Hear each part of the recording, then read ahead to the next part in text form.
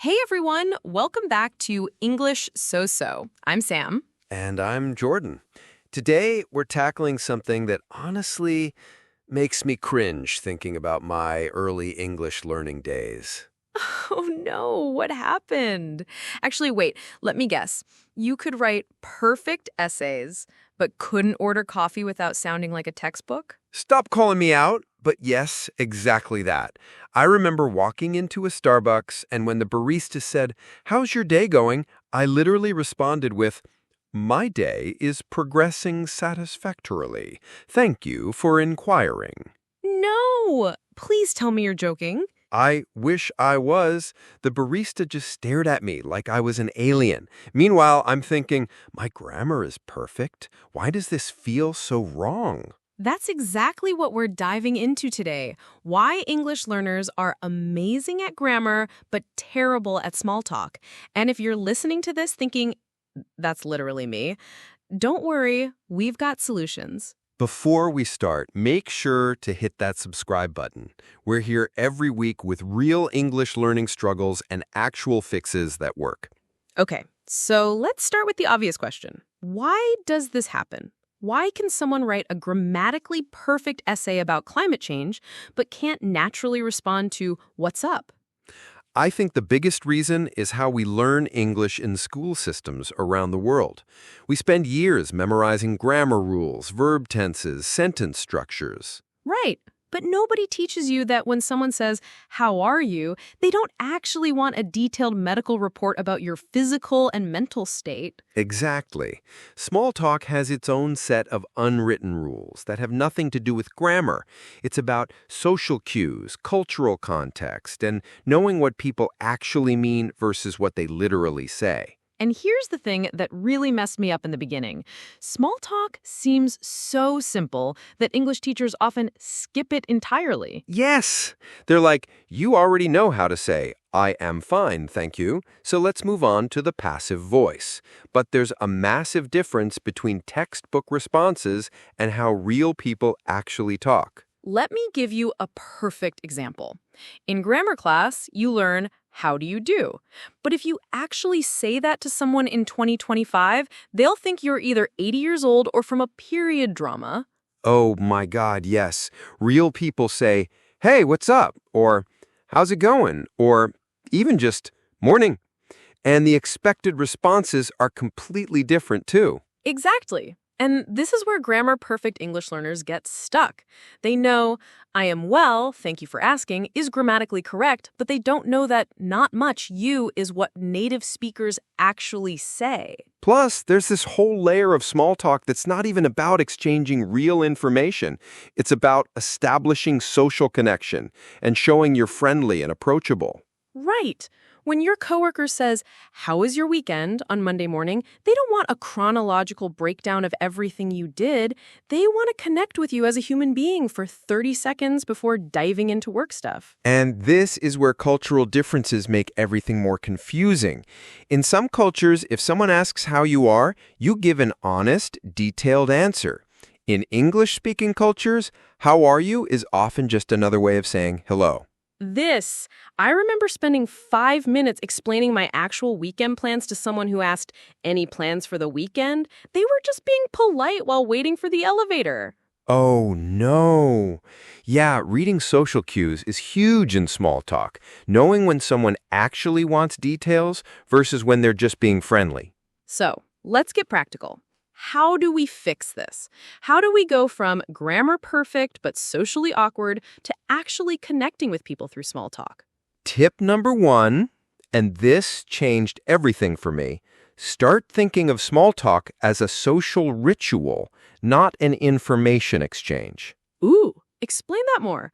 What do you mean by social ritual? Think of it like a dance where everyone knows the steps. When someone says, "How's your day going?" they're not requesting a status report. They're inviting you to participate in a brief, friendly interaction. So your response should match the energy and purpose of their question, not just provide literal information. Exactly. If they sound casual and upbeat, you respond casual and upbeat. "Pretty good. How about yours?" If they seem rushed, keep it brief. "Good, thanks." That leads us to tip number 2. Learn the actual phrases people use, not just the grammatically correct ones. Yes. Instead of memorizing, I am very well, thank you for asking, memorize what you actually hear native speakers say. Like, can't complain, or living the dream, or same old, same old. These might not make grammatical sense if you analyze them word by word, but they're what real people actually say. And here's a game changer. Most small talk follows predictable patterns. Once you learn these patterns, you can participate confidently even if you don't have perfect grammar. Right, like the weather pattern. Crazy weather we're having. Expected responses. I know, right? Or tell me about it. Or yeah, it's been wild. Or the Monday morning pattern. How was your weekend? Good responses are, really good, you? Or, too short, as always. Or, quiet weekend, which was perfect. Notice how none of these responses are grammatically complex, but they all accomplish the goal of small talk, which is acknowledging the other person and keeping the conversation light and friendly. Tip number 3, and this one's crucial. Practice reading the room and matching the conversation's energy level. What do you mean by that? So if someone asks, how are you? But they're clearly in a hurry, rushing past you in the hallway, your response should be quick. Good, you? But if you're both standing around waiting for something and they seem genuinely interested, you can give a bit more detail. That's such a good point. Small talk isn't one size fits all. The same question can require different types of responses depending on the context. Exactly, and this is something you can only learn by observing and practicing, not by studying grammar rules. Which brings us to tip number 4. Stop trying to be interesting and start trying to be interested. Ooh, I like that. What do you mean exactly? Most English learners stress about having impressive things to say in small talk, but the secret to good small talk is being genuinely curious about the other person. Right. Instead of preparing elaborate stories about your weekend, focus on asking good follow-up questions. Like if someone says, I had a good weekend, don't just say, that's nice. Ask, oh, cool, what'd you get up to? Or, nice, do anything fun? And here's the beautiful thing. When you're focused on being interested in them, the pressure is off you to perform or be grammatically perfect. Yes. Plus, people love talking about themselves. If you can ask good questions and show genuine interest, you'll be seen as a great conversationalist even if your grammar isn't perfect. Now let's talk about some specific small talk situations that trip up English learners. First one, the elevator encounter. Oh, God, the elevator. That awkward 30 seconds where you feel like you should say something but don't know what. The key with elevator small talk is keeping it light and general.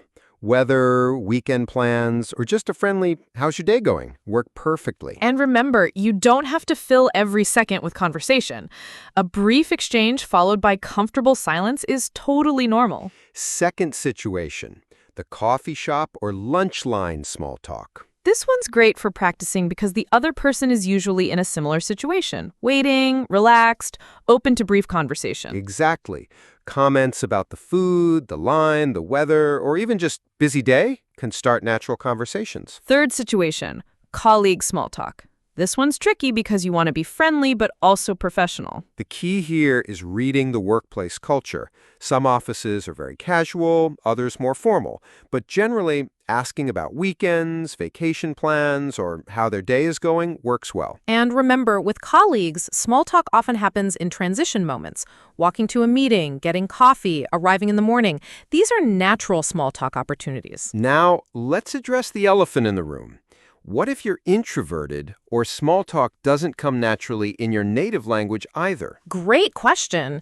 I think a lot of English learners assume they're bad at small talk because of language barriers, but sometimes it's just personality. Right, and that's totally okay. You don't have to become a chatty extrovert. You just need a few reliable small talk skills for when social situations require them. Think of it like learning to drive. You don't have to love driving or be a race car driver, but knowing how to drive gives you independence and options when you need them. Perfect analogy. Small talk is a social skill that gives you more options and makes daily interactions smoother, even if it's not your favorite thing. So for introverts or people who find small talk draining, focus on having a few go-to phrases and questions that feel natural to you. Yes, you don't need to master every type of small talk. Just have enough skills to navigate common situations comfortably. All right, let's do some practical exercises. Jordan, I'm going to give you some common small talk situations, and you respond with both the textbook answer and the natural answer. Oh no, I'm gonna cringe at my own examples, but okay, let's do it. Situation 1, you're getting coffee, and the person next to you says, "Long line today, huh?"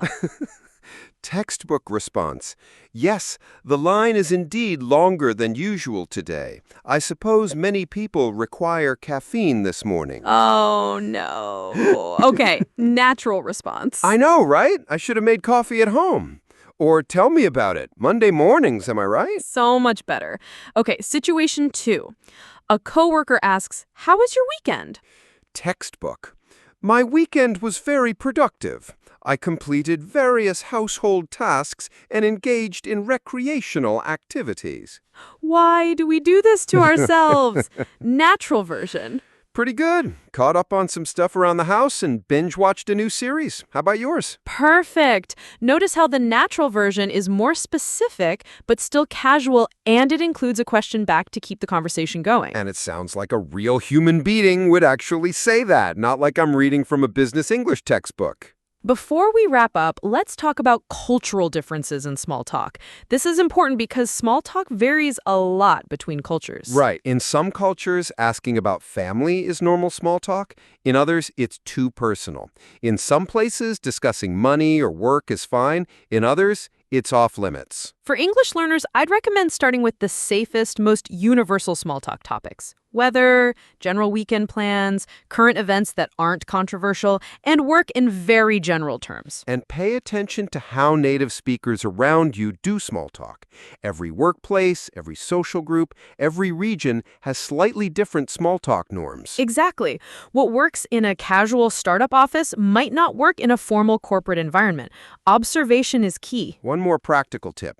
If you're genuinely stuck and don't know what to say, asking questions about the immediate situation is always safe. Like, have you tried the coffee here before? Or do you know if this presentation is supposed to start on time? It's relevant, helpful, and opens the door for more conversation if the other person wants to chat. And remember, the goal isn't to become the most entertaining person in the room.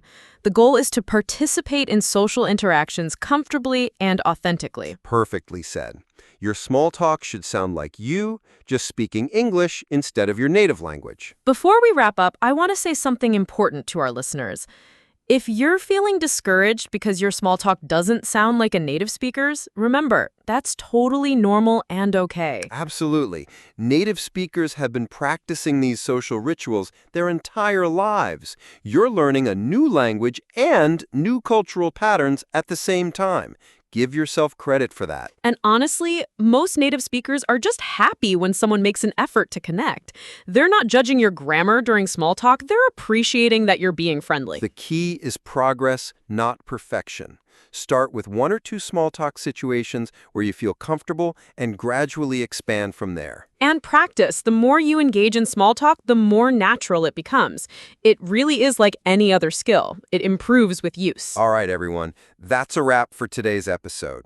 If this helped you understand why small talk feels so different from grammar exercises, make sure to like this video and subscribe for more practical English learning content. And drop a comment below. Tell us, what's your biggest small talk challenge? Is it knowing what to say, reading social cues, or something else? We love hearing from you. Next week, we're diving into English accents, why you don't need to sound like a native speaker. Spoiler alert, accent diversity is actually a good thing. Until then, practice your small talk, be patient with yourself, and remember, connection matters more than perfection. See you next week, English So-So family. Peace.